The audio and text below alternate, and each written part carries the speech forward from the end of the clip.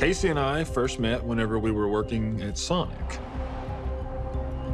We hit it right off because, well, we shared a taste in music, movies, and just art all together, and we became friends. He sang and played the guitar. Whenever you're working, especially in fast food, you kind of got to entertain yourself to get through the monotony, and Casey was good at entertaining. They had brought in a new general manager, and he brought with him some of his friends. In that group was Teresa Apple and Rebekah. I was behind the counter working, and I heard Laren say, "Who is that walking in the front door?" And Casey's like, "Oh, no, she's mine. She's beautiful." Casey and Rebekah became inseparable, and Casey kind of became all about Rebekah. She always said how sweet he was, you know, how he just kind of doted on her. But at the same time, Rebekah was going through a period of transition.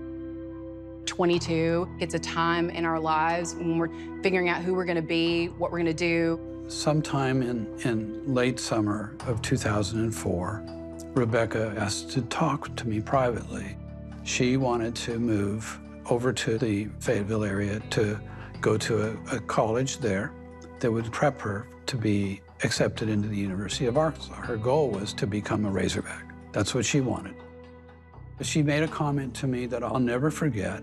She said, "Dad, I want to be like you." She meant to make something of her life academically and to go on and grow.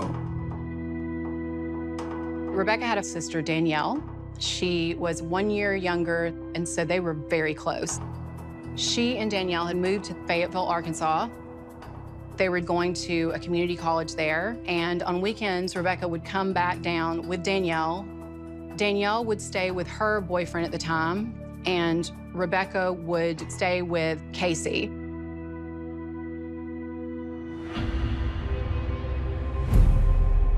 On Friday, September 17th, 2004, Rebekah and Danielle drove from Fayetteville down to Mountain View.